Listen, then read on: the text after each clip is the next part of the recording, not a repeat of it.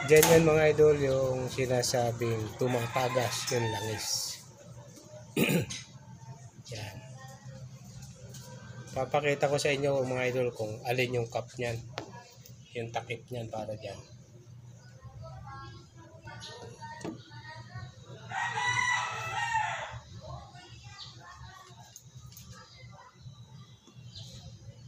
Ito yung takip niyan.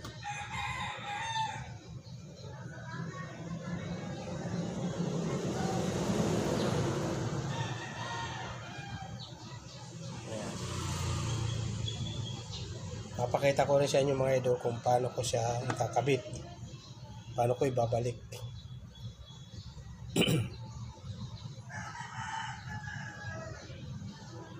Madali lang ito mga idol.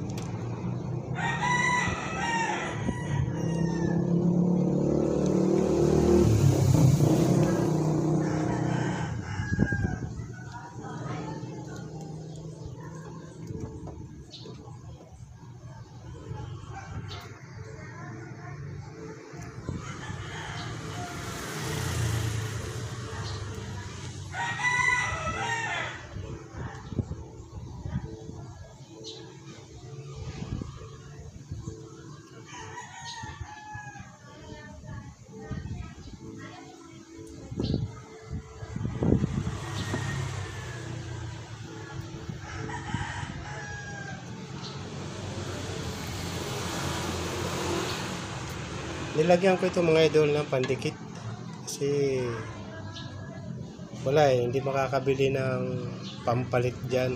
Ang gagawin ko, ginawa ko ng paraan, lagyan ko ng pandikit. Solusyon din naman ito para mawala yung tagas ng langis. Pupunasan ko muna kasi may kunti pa lang. Kailangan bago ko ibalik, tuyong-tuyo.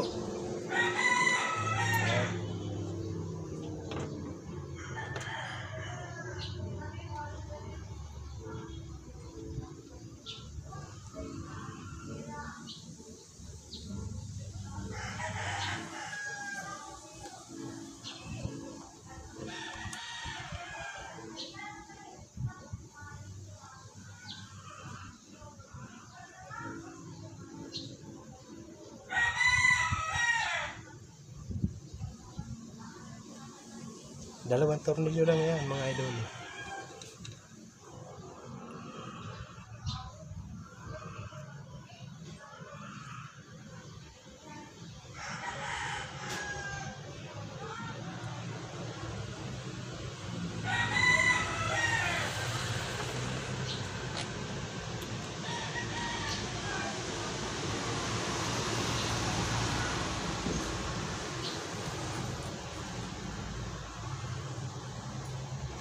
Ito ay Honda CR-V 2003 model.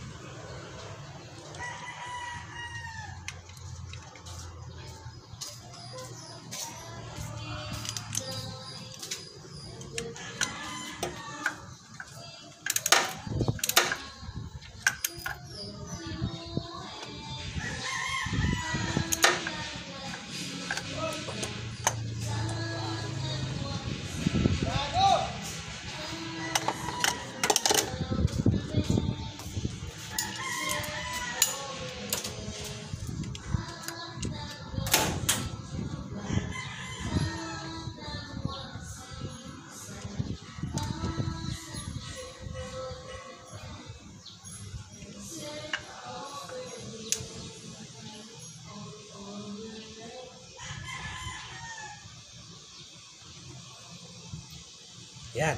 Okay na mga idol. Sigurado na yan. Ngayon, bago ko kumpletuhin ang mga nakakabit dito, papatigasin ko muna yan. Pero hindi ko yan matitesting na paanda rin kasi tanggal lahat yung mga ano niya na yan. Binaklas ko kasi wala eh. Naipit yan. Naipit ng engine support. Yung dalawang tornilyo, hindi makuha. Kaya wala. Yun talaga ang solusyon. Baklasin. Paano mga idol? Papakita ko na lang ulit pagkatapos na. Maraming salamat. God bless sa inyo lahat. Ito ang buong makina ng Honda CR-V 2003 model.